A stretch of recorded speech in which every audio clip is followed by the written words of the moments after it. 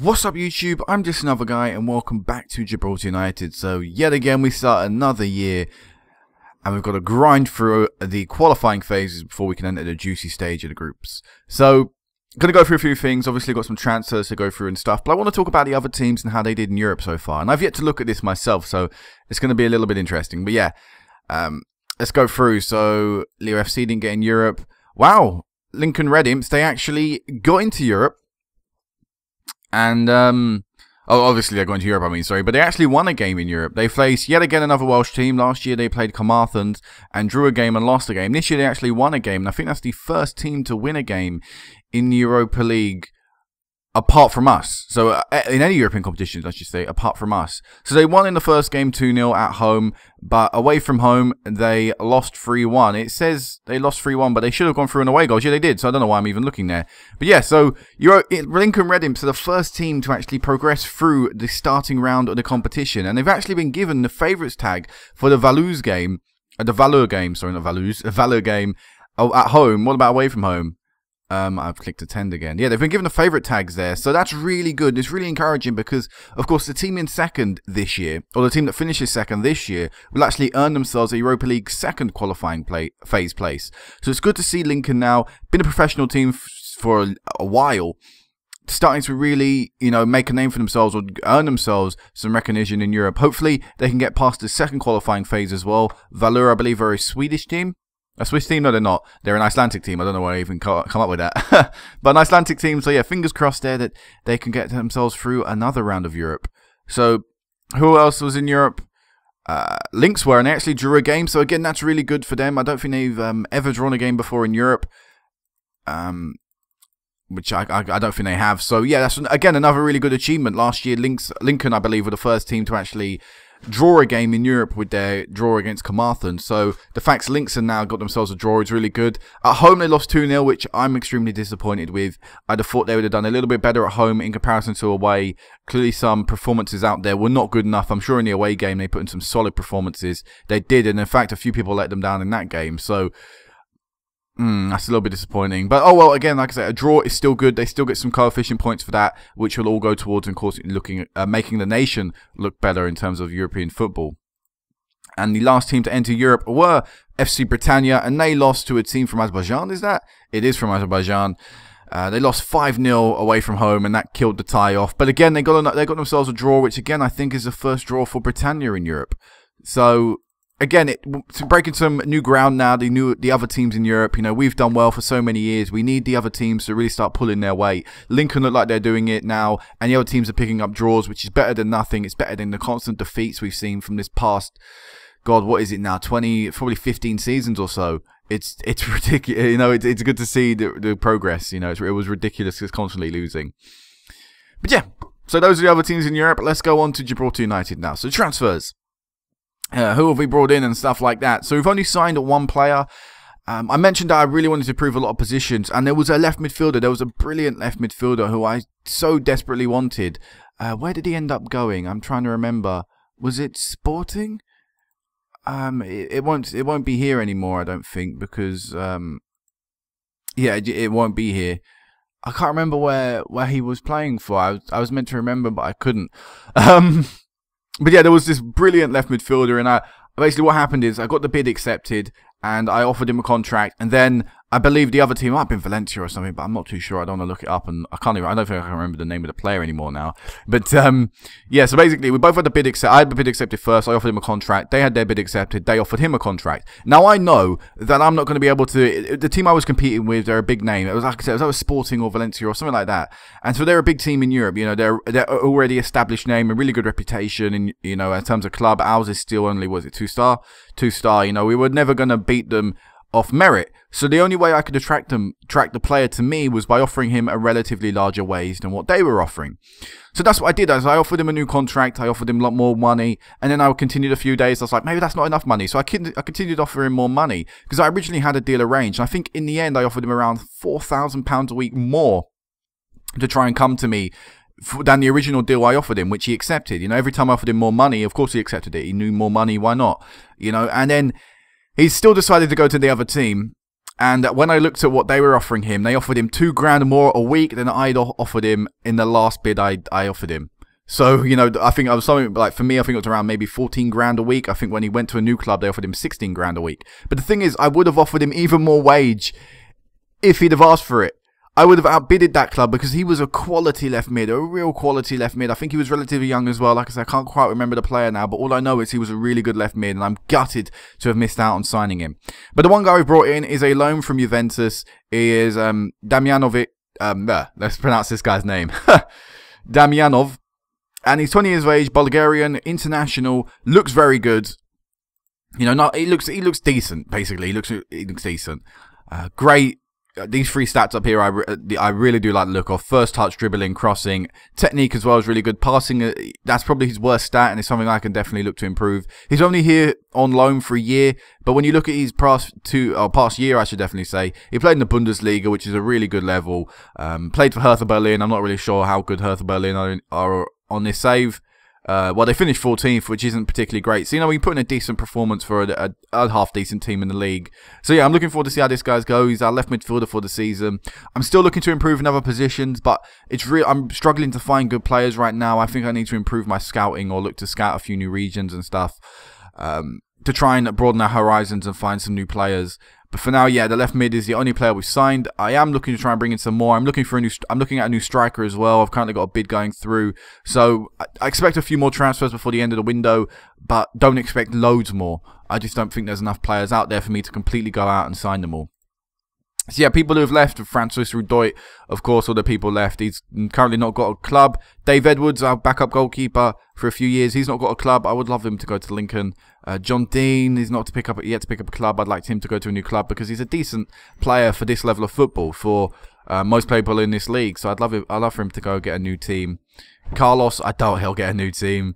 Calabresa, he'd probably go back to Italy. Yeah, he's wanted by a few clubs. Ben Bradbury, I'd love for him to get a new team. Again, he's a pretty good player. And same with Eric Buffon. He's he's at Magpies, and he's currently still wanted by teams. So yeah, it's good to see someone's getting a squad from us. And we've loaned out 2 youngsters as well. So nothing, you know, no drastic transfers yet in this window, but there's still plenty of time left.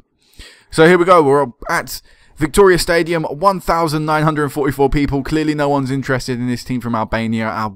Our own fans don't care enough to come and watch us. We'll get more people here, you know, watching our games at this stadium for league games. So this shows the sort of stature of the team we're playing right now.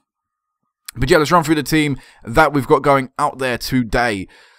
So, Sonogo is still injured, as he was from last season. We've got Morella, who is suspended, Bart Muenz, who is injured, and Jesse Clark, who is injured, which means the bench is relatively weak. And also, we've got a little bit of a surprise player playing in the centre of the pitch, or a player that I'm happy with playing, but I would definitely like someone else to be there. But let's run through. So we've got Cox in goal, Armada at right back, Bakayoko and Meti at centre-backs, and Muster at left-back. Right midfield, we have Dos Santos. Centre midfield, we have Meberaku and Sidibe. And left midfield, we have Damjanov. And up front, we have Lopez and Giselle. The bench is Fofana, Perez, Amari, Evans, Vasconcelos, Berui, I'm not too sure how to pronounce his name still, and Slavio. So, basically, I would love Bart Muenz to be in the team due to the fact Morella is injured, but suspended, sorry. But of course he's injured, which meant playing alongside Sidibe, I had to sort of pick between Meberaku, Vasconcelos, and this guy as well. They're the better players than Dan Evans. I would have liked to have played one of them.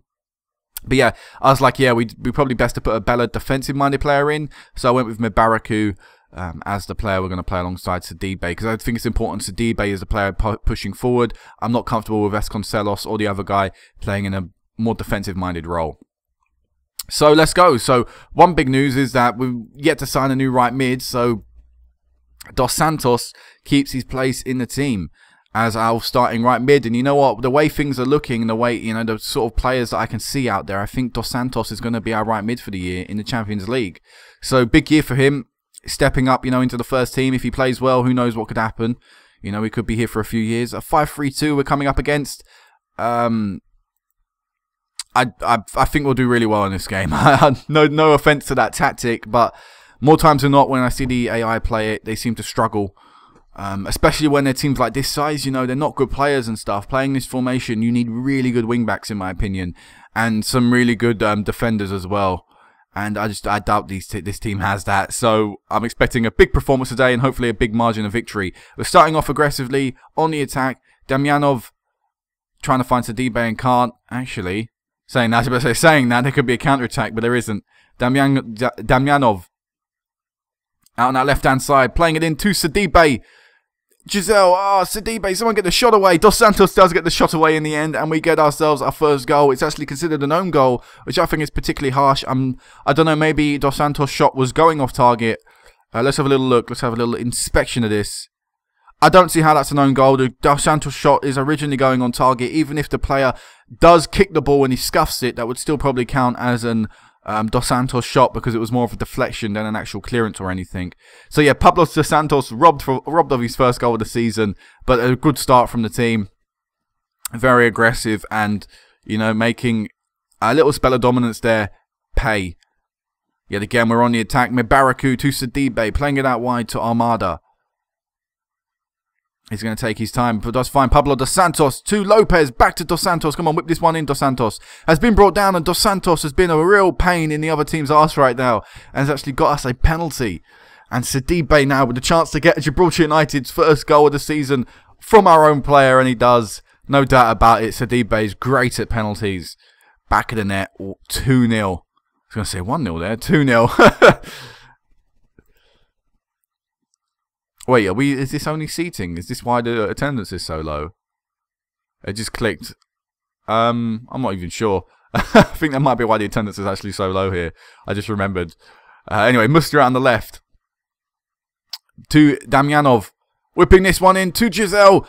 Bang. Lopez makes it 3-0, and there you go. The dominance I expected is coming through. It's taken us a little while after the first goal to really get going again, but now 2 goals in relatively quick succession. Damyanov as well with a nice cross in.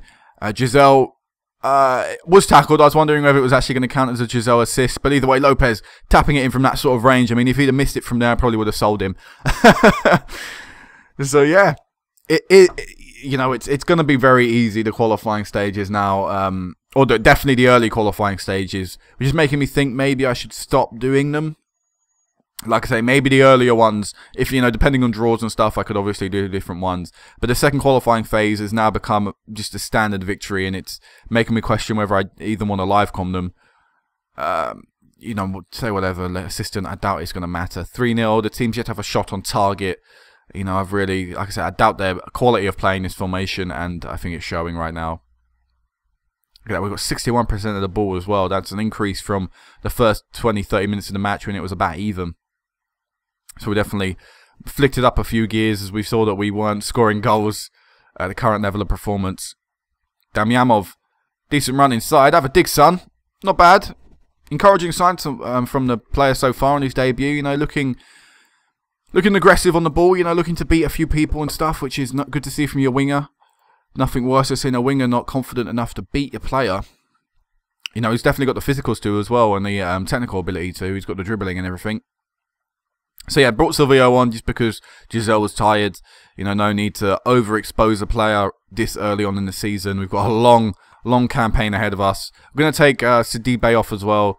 We're going to bring on Vasconcelos. Vasconcelos is, of course, a homegrown player now, so his appearances are nice to see. Because technically he's someone we produced. Even though technically it's not. Silvio in the box. Like to get a goal in the second half.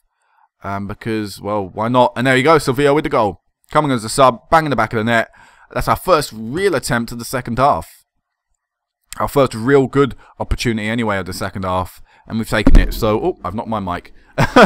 So, yep, let's make one more substitution. Lopez is injured. We'll take him off. We'll bring, we'll put Dan Evans up front. Why the hell not?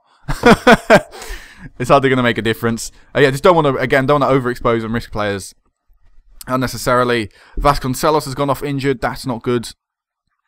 It seems like we scored the 4th and they've gone to kicking our players, which I do hate. I really do. But here you go. Gibraltar United 4. Flamurtari, whatever the name was, 0. So, yeah, that we're through to the next round. No doubt about it. You know, very comfortable victory. One thing I noticed, look at this game. No, Debrecen and Olympiacos, these two teams have been in a Champions League group stage. Well, of Olympiacos, Champions League group stages and knockout rounds in real life. This team, I think they played Liverpool, didn't they, in a competition a few years ago, whether it was Europa League or Champions League. So not exactly a bad team, these guys. So quite a big tie in just a second qualifying round there. But yeah, what I would do, let me have a look at these injuries actually. I don't care about the team talk, but let's have a look at the injuries. 2 weeks and 2 weeks, so they'll both miss the next game. Lopez will probably come off then for Silvio, which means we'll probably have to put a youngster on the bench. And for you, we'll just put Howes on the bench, I guess. Actually, Morella's come back. Yeah, we'll put Morella in the team. And let's go to the bench. Let's go to the reserves, I should say. And Simon Hope played a few games last year for us in the league. Was probably our fifth choice striker last year. Played on the bench and stuff. Even started a few games. In fact, we can have a little look at his record, as I want to move that so we can see that. I want to have a look at Simon Hope's record because you've not seen much of him, but like I say, he's featured quite a bit for us in the league and cups last year. 6 appearances overall, scoring 2 goals in the league as well.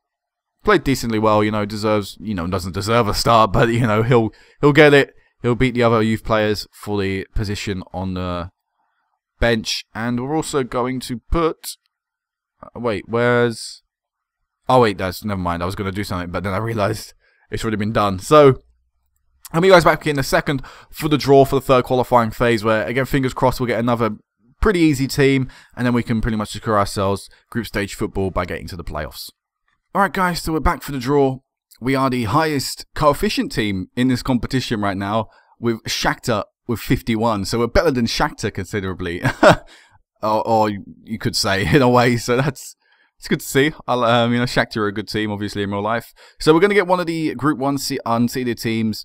Obviously, we know which one we want to get. We want to get the Cypriot or the Azerbaijani team. I wouldn't even mind a Kazakhstani or Northern Irish team. Or even these guys from, Sweden and Latvia, Malmo or Skonkto. So any of these bottom 3 teams I'd be happy with. I'd ideally want to avoid Dinamo or Maribor. They're not exactly got the highest coefficients, but they're still decent teams and they can cause me problems. So I'd like to avoid them and get one of the bottom 3 teams. So let's have a look.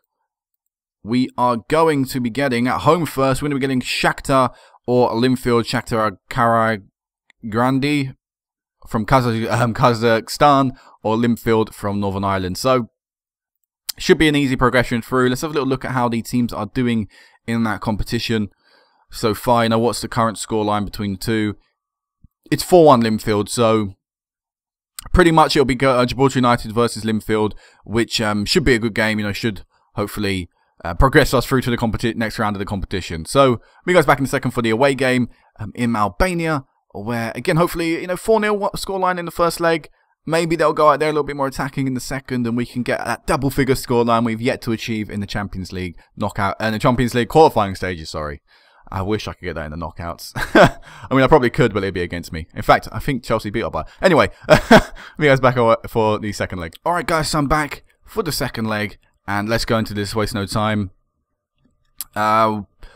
With the news, we can actually put Musa Sonogo actually back on the bench because he returned from injury recently. Not going to rush him into the starting lineup. We'll probably put him in the third qualifying phase games. He'll probably make an appearance here today, but like I say, don't particularly need to rush him back from his injury. He just came back earlier in the week. I think after the draw he came back, so it's only been like a few days since he's fully returned.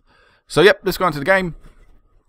The changes you already saw me make at the end of the first leg, so there's no point going through them again. So let's go. Let's go get this victory. They've changed up the formation. Maybe they'll play a little bit better, but then again, maybe it'll leave them exposed a little bit more in defence, playing only 4. So either way, let's see. I doubt even if they do put in a better attacking performance, they won't get 4 goals. They've injured another player, Pablo de Santos now, our only right-sided player, picking up the injury. Shit.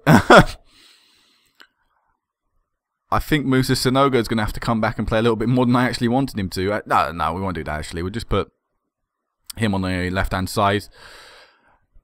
He should just be happy to play the young left midfielder or centre attacking mid, or I play left mid. I'm playing right mid now, so it doesn't seem that guy ever gets to play in his actual position. And he won't here. But anyway, he's out on the right-hand side, actually. Silvio to Giselle, and he helped create that goal. So there we go, 1-0. It's 16 minutes in. 69% of the possession. 1 clear-cut opportunity, 2 shots overall. back of the net. Fantastic. 1-0.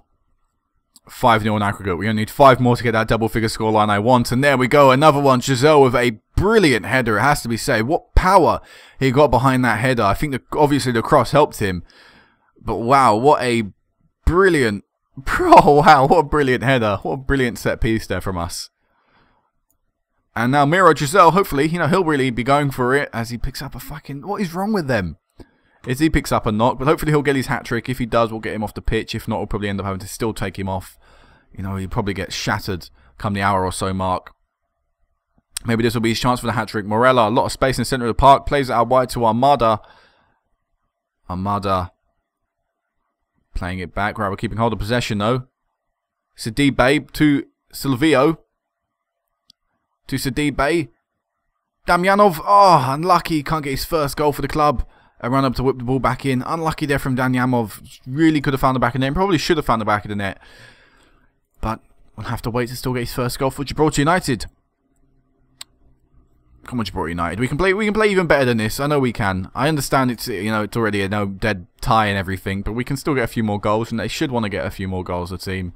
Just gonna do a little team talk actually and just calmly tell them to